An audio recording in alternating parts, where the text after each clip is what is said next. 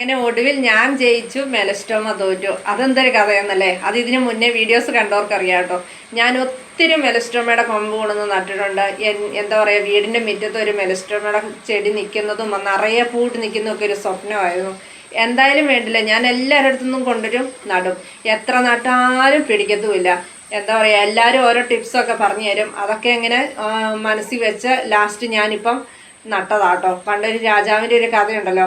രാജാവ് യുദ്ധം തോറ്റു വന്ന് കാട്ടിൽ വന്നിരിക്കുന്ന സമയത്ത് ഒരു ചിലന്തി വല നെയ്യുന്നു. അതിങ്ങനെ കണ്ടപ്പോൾ ഒരു കൗതുകം തോന്നി. നോക്കുമ്പോൾ 1 ചെയ്തു, എന്താ പറയുക, വല പൊട്ടി. 2 ചെയ്തു. അങ്ങനെ 7 തവണ ചെയ്തു കഴിഞ്ഞപ്പോഴാണ് ആ ചിലന്തിക്ക് വല നെയ്യാൻ പറ്റിയത്. അത് കഴിഞ്ഞപ്പോൾ രാജാവ് എന്ത് ചെയ്തു? രാജാവ് തിരിച്ച് യുദ്ധത്തിന് പോയി.